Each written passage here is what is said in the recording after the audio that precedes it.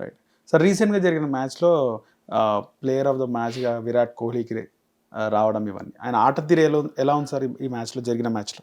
Virat Kohli sensational నన్ను అడిగితే. ఎందుకంటే అతని కంబ్యాక్ మనం చూస్తే ఇప్పుడు చాలా లాంగ్ గ్యాప్ తర్వాత ఆస్ట్రేలియాలో అతను మళ్ళీ వన్డే వేసాడు. రైట్. చాలా గ్యాప్ వచ్చేసింది. అందరి దృష్టి విరాట్ కోహ్లీ మీద, రోహిత్ శర్మ మీద ఉంది. ఫస్ట్ మ్యాచ్లో ఇద్దరు ఫెయిల్యూర్. విరాట్ కోహ్లీ అయితే ఫస్ట్ 2 మ్యాచెస్లో 2 డకౌట్స్ అయ్యాడు. సో విరాట్ కోహ్లీ పని అయిపోయిందా ఏంటిది, గ్యాప్ వచ్చేసింది, ఒకటే ఫార్మాట్ ఆడుతున్నాడు. ఎందుకంటే వాళ్ళు ఒకే ఫార్మాట్ ఆడే ప్లేయర్స్ అంటే మన ఇండియా టెస్ట్ మ్యాచ్లు ఆడినా T20s ఆడినా వాళ్ళు కనబడరు. సో కొన్ని నెలల తరబడి గ్యాప్ వచ్చేస్తుంది వాళ్ళకి. సో అన్ని నెలల గ్యాప్ వచ్చిన తర్వాత అదే ఫిట్నెస్ మెయింటైన్ చేయడం, అదే ఇంటెన్సిటీ, ఆ రిధంలో ఉండడం చాలా కష్టం అవుతుంది. బట్ విరాట్ కోహ్లీ ఆ 2 డకౌట్స్ తర్వాత ఆస్ట్రేలియాలో ఒక అన్బీటన్ 50 చేశాడు. ఆ తర్వాత హీ నెవర్ లుక్ బ్యాక్. అతను డొమెస్టిక్లో ఆడినా లేకపోతే ఇంటర్నేషనల్ ఆడినా ఎంత బాగా ఆడుతున్నాడంటే, మనకి Virat Kohli's best year was 2016. Okay. 2016లో ఎలా ఆడుతున్నాడో 2026లో కూడా అలాగే ఆడుతున్నాడు. సో అతని బెస్ట్ ఇయర్ మళ్ళీ కనిపిస్తుంది. అతని ఫిట్నెస్ కానీ, అతను రన్నింగ్ బిట్వీన్ ది వికెట్స్ చూసినా, అతను కొట్టే షాట్స్, అతని టైమింగ్ చూసినా, అతని రేంజ్ ఆఫ్ షాట్స్ చూసినా, అతని ఇంటెన్సిటీ, హంగర్, ముఖ్యంగా ఇప్పుడు 35 ఏళ్ళు దాటిన తర్వాత ఇంత క్రికెట్ ఆడిన తర్వాత ఆ హంగర్ తగ్గిపోతుంది. అంత పరుగుల దాహం అనేది ఉండదు. కానీ ఇప్పటికీ అతనికి ఆ హంగర్ ఉంది అతని దగ్గర. ఫిట్నెస్ కూడా అలాగే ఉంది. ఫిట్నెస్ విషయంలో విరాట్ కోహ్లీ మిగతా కుర్రాళ్ళందరికీ ఆదర్శం. కుర్రాళ్ళు అతను అంత వేగంగా పరిగెత్తలేరు వికెట్స్ మధ్య. సో ఆ ఫిట్నెస్ మెయింటైన్ చేయడం కానీ, ఆ ఇంటెన్సిటీ మెయింటైన్ చేయడం, అతను అంటే అతను కానీ రోహిత్ శర్మ కూడా last lot of weight. Okay. వాళ్ళకి ఇద్దరు కూడా చాలా పట్టుదలగా ఉన్నారు. అర్థమవుతున్న విషయం అండి, వాళ్ళు డొమెస్టిక్ కూడా ఆడుతున్నారంటే వాళ్ళు 2027 వరల్డ్ కప్ మేము ఆడి తీరాలి, ఆడతాము, అంతవరకు మేము కంటిన్యూ అవుతాం. సెలెక్టర్స్ దానికి విల్లింగ్గా లేరు. ఓకే. ఇందాక మనం అనుకున్న టీమ్ మేనేజ్మెంట్ ఎవరైతే ఉన్నారో పెద్దలు, వాళ్ళైతే వీళ్ళ వ్యతిరేకంగా ఉన్నారు. కానీ ఏంటంటే వీళ్ళు పర్ఫామ్ చేస్తుండగా వీళ్ళని ఎవ్వరూ పక్కన పెట్టలేరు. So they are very very keen to play the next ODI world cup. దానికి బ్రహ్మాండమైన ప్రిపరేషన్ చేస్తున్నారు వాళ్ళు, మెంటల్గా ఫిజికల్గా కూడా చాలా హోంవర్క్ చేస్తున్నారు వాళ్ళు. And India needs them also. ఎందుకంటే ఇప్పుడు వచ్చే క్రాప్ ఆఫ్ క్రికెటర్స్ ఎలా ఉన్నారంటే, వాళ్ళు ఈవెన్ టెస్ట్ మ్యాచ్లో కాదు, వన్డేల్లో కూడా ఆడే ఓపిక లేదు వాళ్ళకి. వాళ్ళు T20 ఫార్మాట్కి మాత్రం ట్యూనప్ అయి ఉన్నారు. కానీ మనం next world cup last time మనకి డిసప్పాయింట్మెంట్ జరిగింది వన్డే వరల్డ్ కప్లో. నెక్స్ట్ వరల్డ్ కప్ సౌత్ ఆఫ్రికాలో గెలవాలంటే we need the presence of Virat Kohli and Rohit Sharma. మొన్న కూడా మన మ్యాచ్లో మనం చూస్తే విరాట్ కోహ్లీ ఉండబట్టి 300 టార్గెట్ని వికెట్లు పడుతున్నా మనం దాన్ని సాధించగలిగాం. సో విరాట్ కోహ్లీ లాగా డిఫరెంట్ ఆ ఇన్నింగ్స్ పేస్ చేసుకోవడం, డిఫరెంట్ గేర్స్లో ఆడే ప్లేయర్స్ మనకి ఎక్కువ మంది లేరు. సో విరాట్ కోహ్లీ ముఖ్యంగా చేజ్ సిచ్యుయేషన్లో he's number 1 not only in India, in the world even now. Okay sir, Washington సుందర్కి సంబంధించి ఇంజురీ తర్వాత ఆయన ప్లేస్లో ఆయుష్ తీసుకుంటున్నారు అని, ఆయన ఆట తీరు ఎలా ఉండబోతుంది అంటారు, ఏమంటారు? ఇది అంటే ఇవి ఏంటంటే అది టెంపరీ అరేంజ్మెంట్. లాస్ట్ టైం కూడా ఇలాగ ఇంజరీ షాబాజ్ అహ్మద్ని తీసుకున్నారు. సార్ అతనికి ఏం అవకాశంలో టీంతో పెట్టుకుంటారు. ఆయుష్ బదని 11లోకి బ్రేక్ అవుతాడా లేదా అనేది నాకైతే నమ్మకం లేదు. ఎందుకంటే నితీష్ రెడ్డి ఆల్రెడీ టీంలో ఉన్నాడు. సో నితీష్ రెడ్డిని నెక్స్ట్ మ్యాచ్లో ఆడించుకునే అవకాశం మనకి కనిపిస్తుంది. ఆయుష్ బదని కూడా అవకాశం, ఎందుకంటే అతను ఇటీవల కాలంలో డొమెస్టిక్లో బాగా పర్ఫామ్ చేస్తున్నాడు. IPLలో కానీ డొమెస్టిక్లో కానీ ఎప్పుడు అతను చాలా టాలెంటెడ్ ప్లేయర్. ఎక్కడైనా lower done the order batting చేస్తాడు. అండ్ ఈ can be a very good off spinner also. New Zealand టీంలో ఎక్కువ మంది లెఫ్ట్ హ్యాండర్స్ ఉన్నారు కాబట్టి అతన్ని లైక్ ఫర్ లైక్గా ఆయుష్ బదన్ని తీసుకున్నారు. యాక్చువల్గా నన్ను అడిగితే దేవదత్ పడిక్కల్ని తీసుకో. Devdutt Padikkal is in terrific form. డొమెస్టిక్లో చాలా అద్భుతంగా చేస్తున్నారు. కానీ ఏంటంటే మనకి team needed and allrounder to replace of spinning allrounder. So అదే లైక్ ఫర్ లైక్గా అతన్ని తీసుకోవడం జరిగింది. ఇది టెంపరీ అరేంజ్మెంట్. ఆయుష్ బదీని కూడా డిజర్వింగ్, ఎందుకంటే ఇటీవల కాలంలో డొమెస్టిక్లో బాగా పర్ఫామ్ చేస్తున్నారు. సో డొమెస్టిక్ పర్ఫార్మెన్స్ని రివార్డ్ చేయడంలో మనకి ఎలాంటి అభ్యంతరం ఉండాల్సిన అవసరం లేదు. ఓకే సార్, రాబోయే T20 వరల్డ్ కప్ సంబంధించి ఇంకా ఏ విధమైన చేంజెస్ ఉండబోతాయి అంటారు?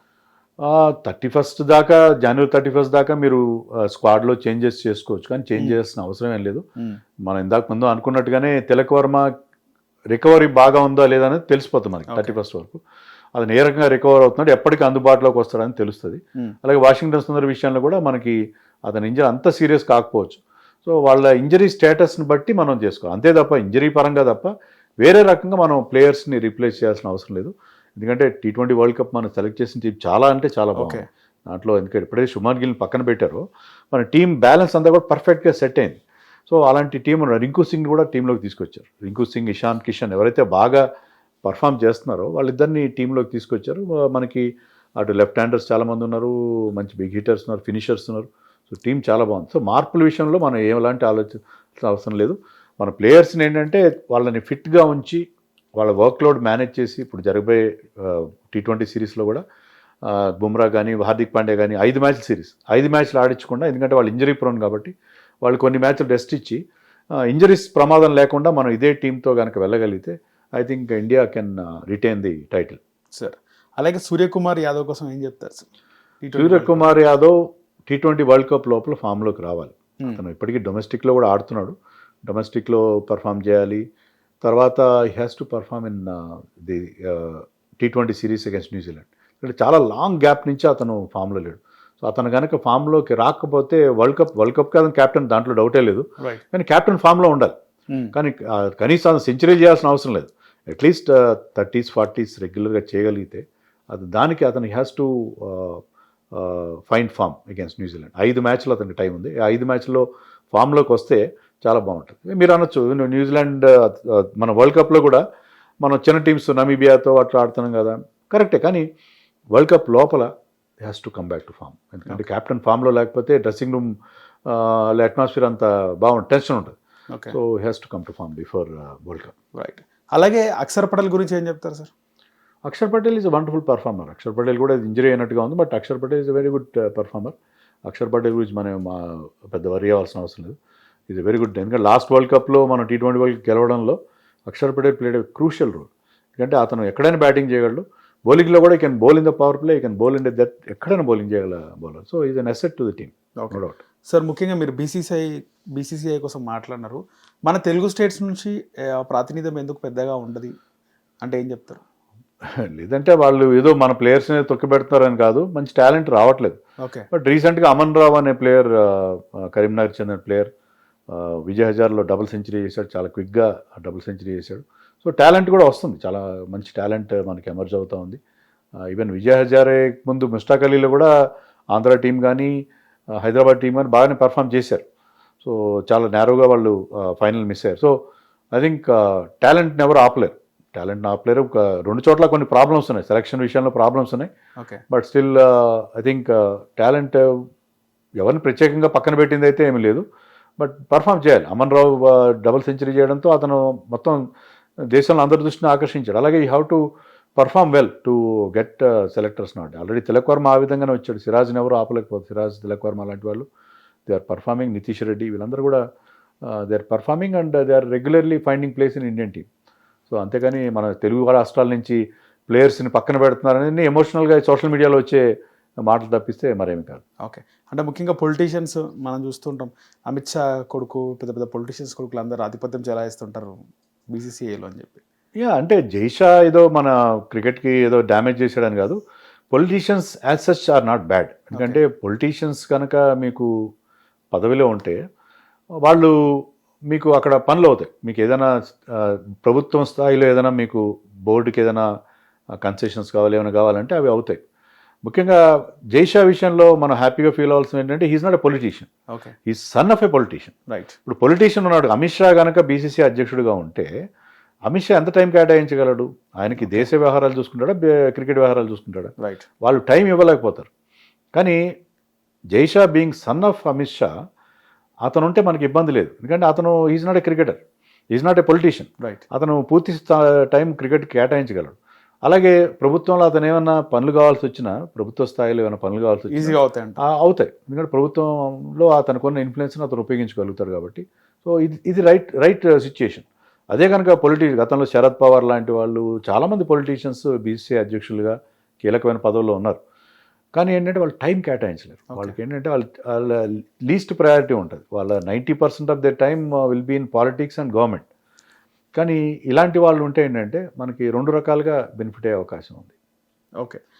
తెలుగు స్టేట్స్ నుంచి అయితే ఎవరు ఏ పొలిటీషియన్కి సంబంధించిన ఫ్యామిలీ మెంబర్స్ కానీ ఎవరు పెద్దగా లేరంటారు.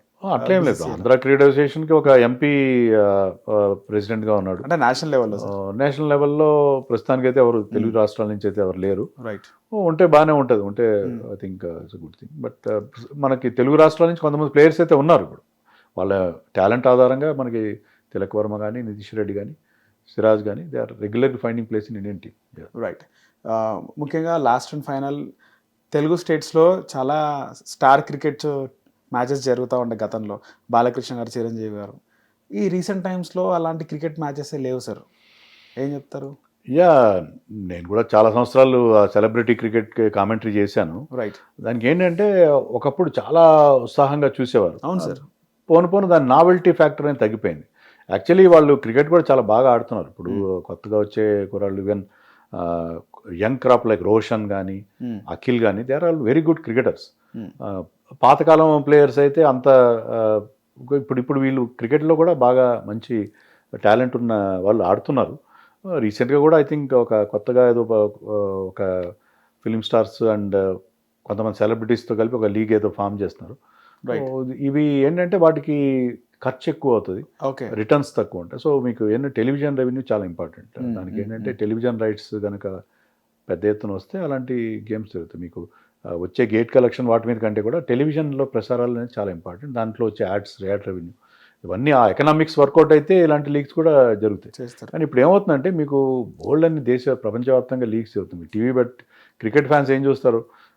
ఇండియాలో WPL చూడకపోతే SA20 చూస్తారు, ILT20 చూస్తారు, బిగ్ బ్యాష్ చూస్తారు, ఏ మ్యాచ్ జరిగితే అది చూస్తారు, ఏది చూస్తే అది చూస్తారు. మీకు everything is available on TV, లేకపోతే మీకు హాట్స్టార్లోనే అక్కడ అన్ని మ్యాచ్లు అవైలబుల్ ఉంటాయి. కాబట్టి ఫిలిం స్టార్స్ మ్యాచ్లు చూడాలి అంటే అక్కడ మంచి స్టార్ ప్రెజెన్స్ ఉండాలి. తర్వాత వాళ్ళు ఆ మ్యాచ్లు కూడా ఆ క్వాలిటీ కూడా బాగుండాలి. సో అవన్నీ కుదరడం అనేది కొంచెం కష్టంగా ఉంది. So I think the expenditure is more and returns are less. అందువల్ల ఆ క్రికెట్ కాస్త తగ్గినట్టుగా ఉంది, ఆదాయం తగ్గినట్టు. సో రాబోయే T20 వరల్డ్ కప్కి సంబంధించి ఫ్యాన్స్ అందరూ ఇయర్లీ వెయిటింగ్ ఉంటారా సార్ ఆ మ్యాచ్ సిరీస్ మొత్తం చూడాలి? యా, T20 అంటే ఇప్పుడు ఒకటైపోయింది నరేష్. ఏంటంటే every year we are having one world cup. Right. ప్రతి ఏడాది ఇప్పుడు 24లో మనకి 23లో మనకి వన్ డే వరల్డ్ కప్ జరిగింది. 24లో again we had T20 world cup. Okay. 25లో మనకి ఛాంపియన్స్ ట్రోఫీ జరిగింది. 26లో one day world cup, T20 world cup. So every year మనకు ఒక వరల్డ్ ఈవెంట్ జరుగుతుంటే దానివల్ల మనకి సప్లై డిమాండ్ ఫ్యాక్టర్, సప్లై ఎక్కువైపోయింది. కాబట్టి అంత ఉత్సాహం, అంత బజ్ ఉండకపోవచ్చు. But T20 is always great format. అది కాక T20 వరల్డ్ కప్లో ఇంకొక ప్రాబ్లం ఏంటంటే చిన్న టీమ్స్ చాలా ఉన్నాయి. ఏదో గేమ్ని గ్లోబలైజ్ చేయాలని చెప్పి చిన్న టీమ్స్, చాలా teams, Namibia, Nepal also is playing. So ఇలాంటి టీమ్స్ అన్ని ఆడుతున్నాయి కూడా ఆ మ్యాచ్లు ఎంతమంది చూస్తారు? ముఖ్యంగా Namibia is playing Netherlands, who will watch? Right. So ఇలాంటి కొంత డైల్యూట్ అవుతుంది. మంది ఎక్కువైతే మజ్జిగ పల్స్ అన్నట్టుగా అదొక ఫ్యాక్టర్ ఉంటుంది. సో వరల్డ్ కప్స్ కూడా మనకి ఆ గ్యాప్ ఎక్కువ ఉంటే బాగుంటుంది. So every year having a world cup means దానికి ఉండే నావెల్టీ ఫ్యాక్టర్, దానికి ఉండే సిగ్నిఫికెన్స్ కూడా తగ్గిపోతుంది. హిట్ టీవీ యాప్, ఇందులో short news, live news, entertainment shows, movies, digital magazines తో పాటు మీ జిల్లా వార్తలను కూడా ఫ్రీగా చూడొచ్చు. ఇంకెందుకు ఆలస్యం, వెంటనే హిట్ టీవీ యాప్ ని డౌన్లోడ్ చేసుకుని ఫ్రీగా ఎంటర్టైన్మెంట్ పొందండి. Hit TV app. Hit TV app. Please download hit TV app. Hit TV యాప్ని ఫ్రీగా డౌన్లోడ్ చేసుకొని ఎంజాయ్ చేయండి. మీకు నచ్చిన ఎంటర్టైన్మెంట్ కోసం హిట్ టీవీ యాప్ని ఫ్రీగా డౌన్లోడ్ చేసుకొని ఎంజాయ్ చేయండి. హిట్ టీవీ యాప్ని డౌన్లోడ్ చేసుకుని ఆస్వాదించండి, ఆశీర్వదించండి. ఇంతమంది సెలబ్రిటీలు హిట్ టీవీ యాప్ ని డౌన్లోడ్ చేసుకోండి అని చెప్తున్నారంటే ఎంత మంచి యాప్ ఆలోచించండి. అమెరికాలో చదవాలనుకునే వాళ్ళకి విశ్వసనీయమైన పేరు మన శౌర్య కన్సల్టెన్సీ. UK లో 1 year masters, UK లో 1 year masters, 2 years work permit up to 5 years visa. Contact Saurya Consultancy. Contact 89851 89851.